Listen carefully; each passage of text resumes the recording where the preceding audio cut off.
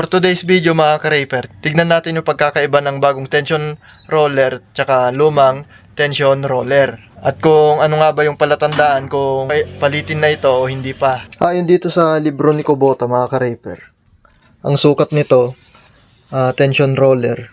Tension roller 275. Tignan natin mga ka-raper kung totoo nga bang 275 yung sukat ng bago. Gagamit tayo ng metro. May metrohin natin.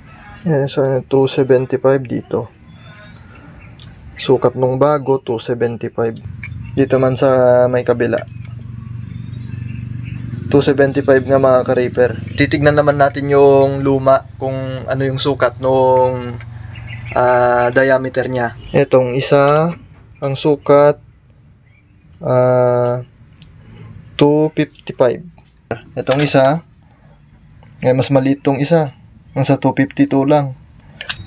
Ipapatong natin, kukunin natin yung luma mga ka-raper, tapos ipapatong natin dito sa may bago.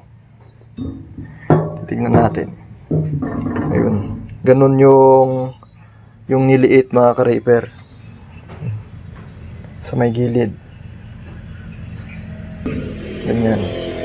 Malaki-laki na rin yung niliit. Itong unit ko mga ka-raper is 4,900 na yung tinakbo. Nagde-decide na akong palitan siya kasi yung tension bolt niya kapag ka in-adjust sumasagad na yung tension bolt, tapos yung roller niya is oblong na. Pakita ko sa inyo mga ka-raper. Sukatin natin gamit tong caliper para mas precise yung sukat. Sukatin muna natin tong bago para makita natin kung yung sukat na itong mula dito sa loob hanggang dito sa may labas. Ang sukat niya is 82 mm mga ka-raper. 82 mm dito sa may kabila. 82 mm. Yan, 82 mm. 82 mm. So maganda yung ikot nito, pantay yung pagkabilog. Pero dito sa may luma na, sukat nito is dito banda is 62 mm, 68 mm. Dito sa may kabila, 68 mm. Parehas. Pero dito sa may gawin niya rito, malayo na. Malayo, hindi na 62 mm. Nasa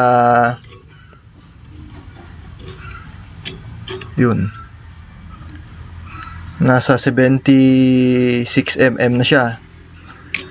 Tapos dito naman sa may kabila, masyadong maluwag naman to. Malayo naman yung nasa 72 mm naman dito sa may kabila. Itong isa, tignan natin yung isa. Itong isa, dito sa may bandang taas niya, 79 mm. Dito naman sa may bandang baba is 77 mm. Tignan natin dito sa may gilid, 73 mm. Dito sa may gilid, 74 mm.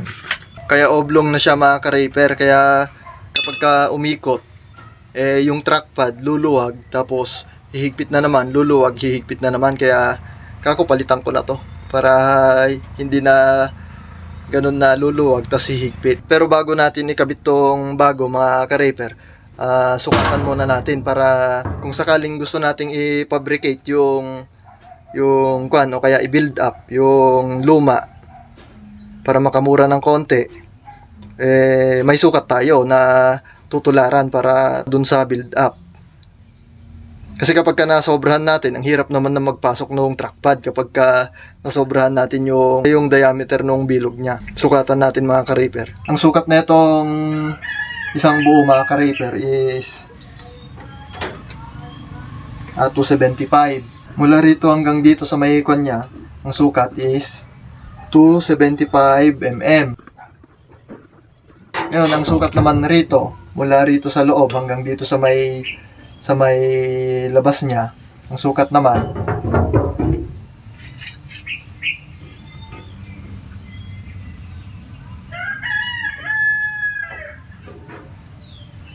82 mm mga ka-raper yung sukat.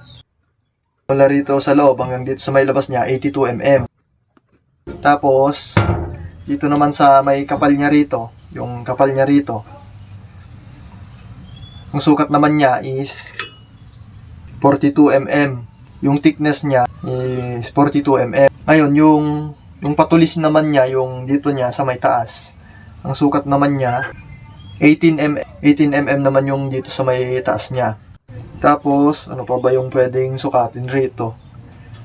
Yung kapal neto, hindi. Yung patulis niya na ganyan, sukat naman nun is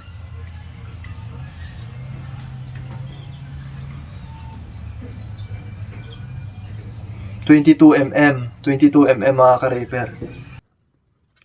Tapos ano pa ba ang pwedeng sukatin rito? Wala na.